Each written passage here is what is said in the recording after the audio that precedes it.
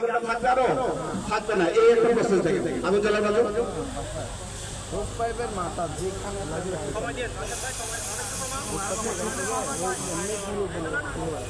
আর নাহলে হোস পাইপটা যেখান থেকে শুনবো ওখানে আপনি মাথা আপনি একটু দেখে দেখে স্যার, আপনি একটু দেখে রেগুলেটর কাজ করে না। আমার বালতি নাই, সেক্ষেত্রে তারপর একটা কোশ্চেন করছিল আমার বালতি আমি কিভাবে আপনি নির্বাচন করবো। আমার বাসায় যে কাঁথা আছে কম্বল আছে ওটা ভিজিয়ে যদি আমি পেঁচিয়ে দিতে পারি তাহলে তার অক্সিজেনটা পাবে না।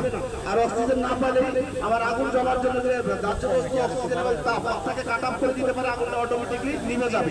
এই প্রসেস রাজু আটু বাড়াই দেন।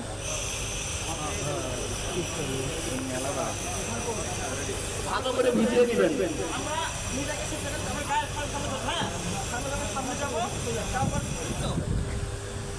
বেশ, সবাই তাহলে দিবেন, আগুনটাকে ছাড়বো আমার। এখন এই বিষয়টা আমি যখন বাসায় আমার বাসায় বলবো, আমার ফ্যামিলি মেম্বারকে বলবো, আমাদের মা বোনদের কাপড় চোপড় বেশি থাকে না, সবসময় আমাদের কাপড় চোপড় গুলো যাতে সেফ থাকে, কারণ মা বোনদের তো কাপড় চোপড় বেশি থাকে না।